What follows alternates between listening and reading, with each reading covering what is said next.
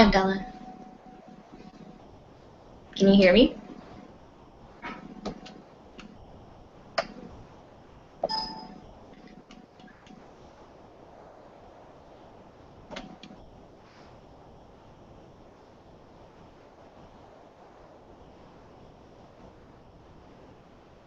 Okay, I'll go ahead with the presentation. My name is Lindsay Campbell, and I'm a graduate student at the University of Kansas with Abdallah Sami. And I'm excited to be here. I'm in ecology and evolutionary biology, and I'm going to be talking about spatial autocorrelation in ecological modeling. So let me just go ahead and pull up my presentation, and I'll share the screen with you. Can you hear me?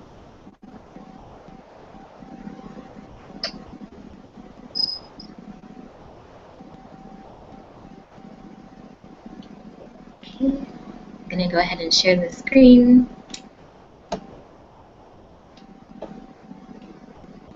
Okay, I'll go ahead with the presentation. My name is Lindsay Campbell, and I'm a graduate student at the University of Kansas with Abdallah Sami. And I'm excited to be here. I'm in ecology and evolutionary biology, and I'm going to be talking about spatial autocorrelation in ecological modeling. So let me just go ahead and pull up my presentation. I'll share the screen with you. Can you hear me?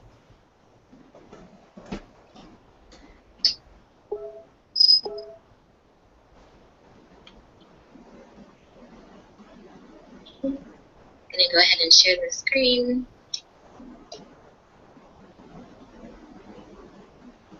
Okay, I'll go ahead with the presentation. My name is Lindsay Campbell, and I'm a graduate student at the University of Kansas with Abdallah Sami. And I'm excited to be here. I'm in ecology and evolutionary biology, and I'm going to be talking about spatial autocorrelation in ecological modeling. Well, let me just go ahead and pull up my presentation. I'll share the screen with you. Can you hear me?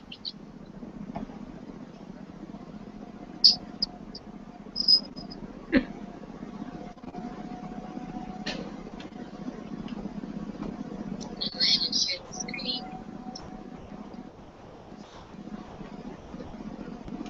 I think we may be having a tiny technical difficulty, so I'm going to wait for Abdallah to respond to my chat.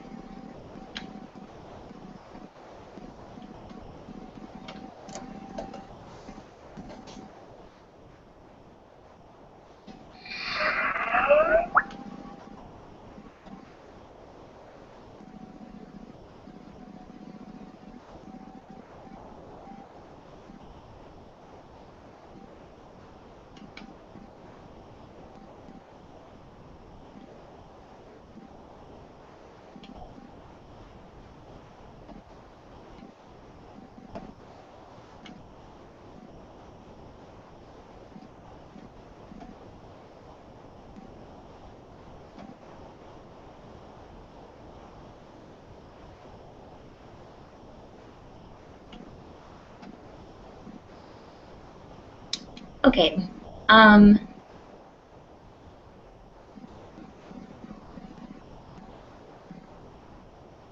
just now seeing the chat from Abdallah, so I'm going to go ahead and just start over, and I will try to go with it. And if it starts replaying in the background and we hear a lot of noise in the background, then I guess we'll stop there. And I see a message from Abdallah, so I'm going to go ahead. So I'm going to go ahead and share my screen again, and we'll start again.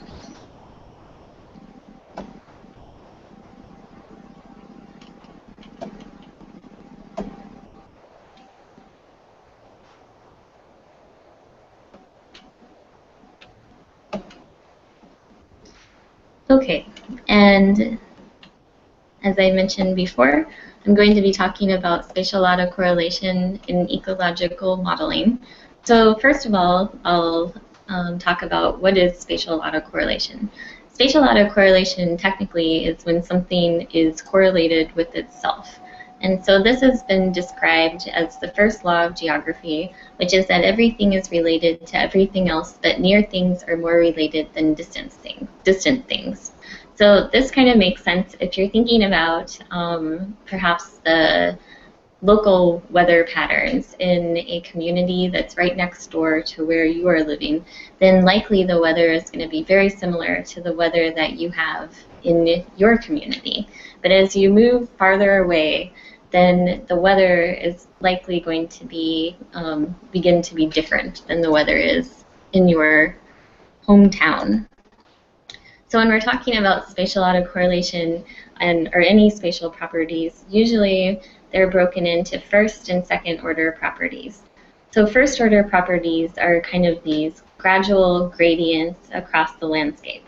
A good way to think about this is a gradual elevational gradient or a gradual climate gradient. So not these local weather patterns that we were just talking about, but a gradual shift across space. So the figure on the right shows a temperature gradient where there's warmer temperatures in the lower left-hand corner of the space that gradually move toward a cooler temperature in the upper right-hand corner of the space. When we're talking about second-order properties, these are focused on local patterns. So they don't have anything to do with these gradual gradients across the landscape. It has to do more with a value at a specific location being dependent on nearby values. So if you look at the letter A in this diagram on the right, then you'll see in the center there's a random pattern. So these points have just been placed randomly across this space. And if the environmental values at these points that underlie these points were also random, then we could say that these points are independent. But when we're dealing with spatial autocorrelation, often the points or the values at points underlying locations are in a clustered pattern. And so that means that the values at these points are more likely to be similar in the cluster than they are to values that are in a cluster that are farther away. And so this is an example of positive spatial autocorrelation. And then on the left-hand side is an example of negative spatial autocorrelation where there's a very uniform pattern or a regular pattern. The points are not random, but they are in this regular pattern. So you can see all kinds of examples of different types of spatial autocorrelation in the natural environment.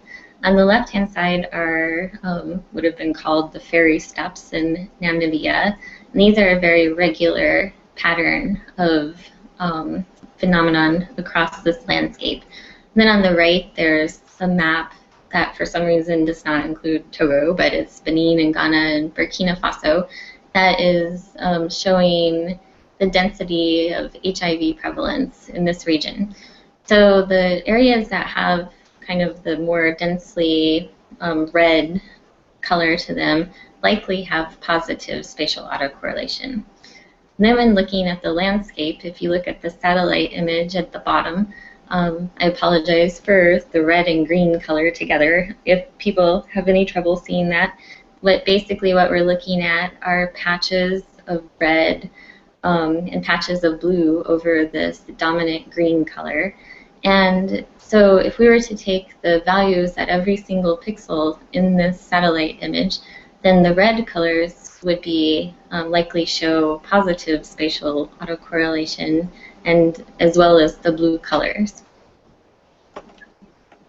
So when thinking about ecological modeling, it's important to kind of think about, why does this matter? And so, as I mentioned before, if the points were random across space and the environmental values that underlie the points are also random, then these points this data set would be considered to be independent. And most models assume that your data is independent when you put it into the model. But spatial autocorrelation violates the assumptions of independence, because the values at a certain point are dependent on the nearby neighbors of that point. And so this can introduce bias into your model. And one of the most common ways that it introduces bias is in the form of a type 1 error. So basically, this means if you have a hypothesis about about the significance of a certain variable or a certain phenomenon, then you would reject the null hypothesis when actually you should fail to reject the null hypothesis. So it can overinflate the significance of your variables and the accuracy of your model. So if you want to know whether or not there's spatial autocorrelation present in your data set, there's several different measures that you can use. If you're just looking at the point pattern analysis, there's Moran's I is probably the most common test for spatial autocorrelation. And it's basically scaled from -1 to 1. And -1 represents that regular pattern or uniform pattern. 0 would be a random pattern, and 1 would be equal to, or values close to 1 would be equal to positive spatial autocorrelation. And then there's different variants of this test. Geary C is another common test, and it's just scaled differently and has some slightly different measures to it. But probably the most common measure of spatial autocorrelation is to go ahead and plot your data in a semi-variogram. So if you look at the x-axis in this figure, you can see that there's distances across the bottom. So we'll just say that these are distances in meters, so that there's a unit assigned to them. And then on the y-axis is the semi-variance, which is basically the difference between, it's the variance of the difference between these different environmental variables at different distances. And so what this is showing is that when the distance is very close, the variance between the differences in the environmental values at close locations is very small. But as you start to move farther away, then the variance becomes larger. So this is exhibiting the properties of spatial autocorrelation. And eventually, once you reach, in this case, about 25 meters, then this distance is no longer a factor in the variance of the difference between the environmental values at those points. And so really the kind of the exciting part about the semi-variogram is this part below 25 meters, which is referred to as the range. And it's in this zone that we need to be thinking about spatial autocorrelation and how it might be impacting the model. And there's a couple different ways that you can go with this. There's kind of an ideal situation where you have presence and absence data, and you just have a lot of information, and you're able to kind of take advantage of this lag distance. And then in other situations, you need to kind of account for this lag distance so that it does not impact your model results. So this is a really active area of research. And so I'm going to give an example of what you can do if you kind of have this ideal situation where you have a lot of information about your data set. And then I'm going to also talk about it in ecological niche modeling, where often you're working with presence-only data and you don't have these absence data to be able to go with some other modeling platforms that are out there. So one option, and there's several models out there, but is to use what's called a spatial generalized linear model. And this basically adds a spatial weights matrix to the regression model. And so this makes local adjustments to the parameters in the model. And this way your model results are not overinflated by the type 1 error. And these can be used with binary data.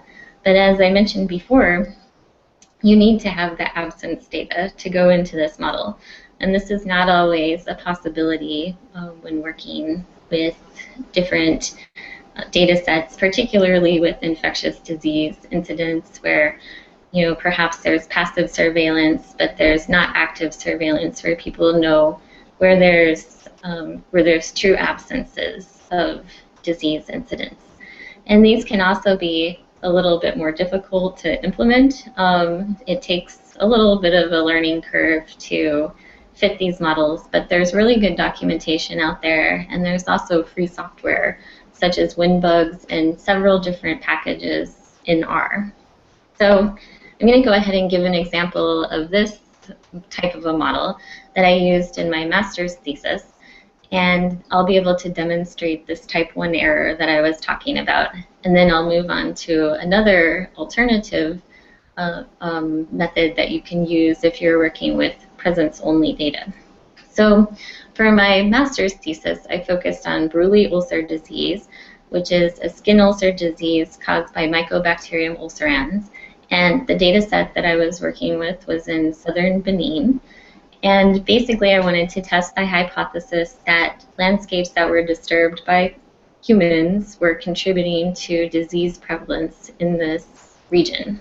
And so in order to do this, I characterized the landscape surrounding communities that were positive and negative for Bruley ulcer disease. And I looked at the land cover patches to see whether they had characteristics that might indicate human activity, so really uniformly shaped patches or a really high number of land cover patches can indicate this human disturbance. And so this is one example of one of the variables that I used, and this is percent land cover adjacency. And basically what it's showing is areas in red have very similar land cover patches that are connected, and areas in blue have land cover patches that are not connected, and there's several different land cover patches in this area. And so I created several of these different variables, and first I used just a regular non-spatial binomial generalized linear model. I was using the rates as the dependent variable, and then these landscape variables as the predictor variables. And then secondly, I went ahead and used the same model, but used the spatial model that accounted for spatial autocorrelation. So this is just a table with a summary of these non-spatial models versus the spatial models. And if we look at the percent land cover adjacency variable, we can see that at 800 meters for forest cover and at 2,000 meters, the non-spatial model was showing that this variable was very significant. So it was contributing a lot to the model performance. In this case, I thought, oh, this might be a variable that I might want to investigate further. These connected forest patches are very important to the distribution of this disease in this region. But then when I ran the spatial model, I could see that this variable was no longer significant. And so once I accounted for the spatial autocorrelation, then it revealed that I was indeed having this type 1 error. And then in the yellow box at the bottom, it shows that for 2,000 meters wetland patches, the non-spatial model initially stated that there was a negative relationship between disease prevalence and these wetland patches, but then after running the spatial model, there was actually a positive relationship. So when thinking about spatial autocorrelation and working with ecological niche models, it's important to consider this as a possibility that could be biasing your model, because ecological niche models are using environmental data that's derived from across space, and then we're also predicting to potentially suitable habitat across space. And as I mentioned before, it may be that we don't have all of the data that we're of a phenomenon that we're working with. And so there can be different ways that this bias could be introduced. It could be introduced through the actual process that's driving the distribution of for example, an infectious disease, or it may be also in the sampling of how we sample where there might be, for example, a specific vector for a disease. And again, often the absence data are not available. So it's not a real easy solution for working with the current E&M platforms. The models that are common, like Maxent and GARP, do not account for spatial autocorrelation. And since we're working with the presence-only data, we don't have the absence data that we can feed into one of these other platforms that might be able to account for this and a little bit better. So one alternative is to go ahead and do what we call filtering the occurrence points. And if we were to return to the semi-variogram that we were talking about earlier, and that cutoff of 25 meters for the spatial lag, then we would look at this semi-variogram for all of our environmental variables that we're using, and then we would reduce our data points so that they were at a distance from one another that are greater than the spatial lag. And so this could be helpful because it may reduce the impact of spatial autocorrelation. I put a little caveat on may because sometimes there can be residual spatial autocorrelation in the error of the model, but it could help reduce this overestimation of the importance of certain variables in your model outcome. And of course, there could still be a little bit of spatial autocorrelation present, and you're also losing some information from discarding some of your data. But this is one route that you can go to help to account for this situation when using some of these platforms such as Maxent. And so this is another example of another data set in southern Benin. And this is the data set that we started with. And then we went ahead and looked at our environmental values and with a semi-variogram, and we filtered our data points. And on the right are the data points that we ended up working with for this project.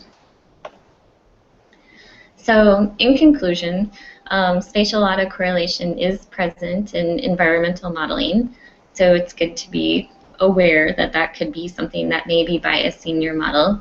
It can inflate the accuracy of your model and the significance of different variables in your model, and this can lead to type 1 error. And I think the most important thing, and kind of the takeaway message from this, is to there's not going to be just one model that is going to be perfect for every situation. Every model is going to have positives and negatives to it.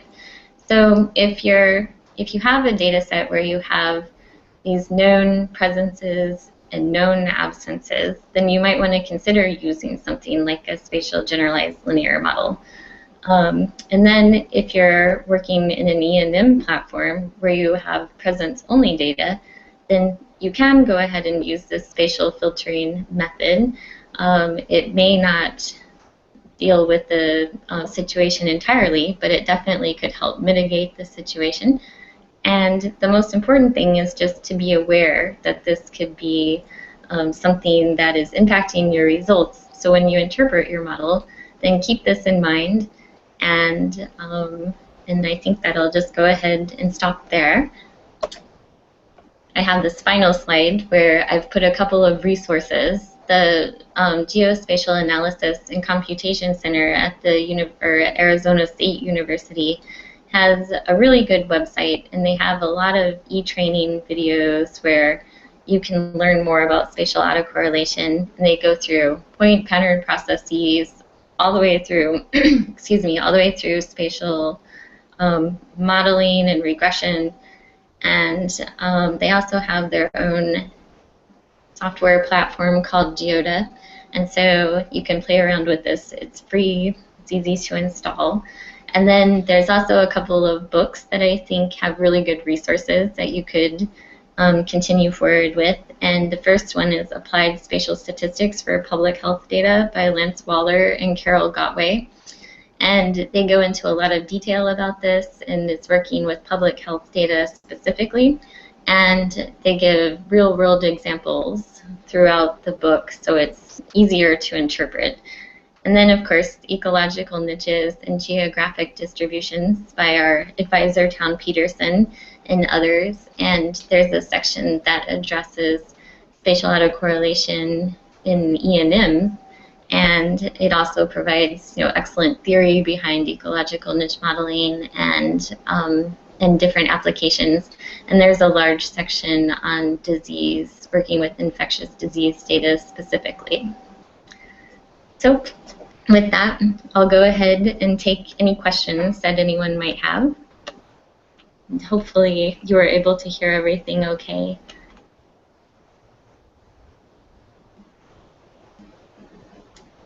Okay, I'm going to go ahead and check my email, and it looks like we have questions already.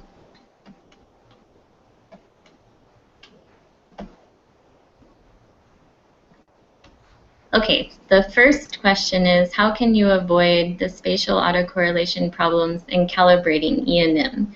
Do you think that distance filter is going to solve the issue or at least reduce its effect? And so this is, as I mentioned before, kind of an active area of research. And there's not going to be just one model specifically that is going to be perfect for every application.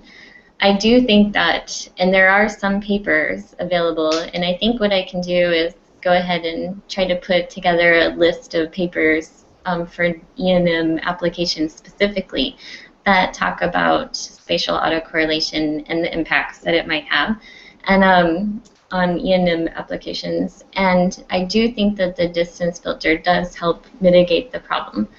As long as you have, as long as the distances are far enough that it's beyond the spatial lag of your environmental variables.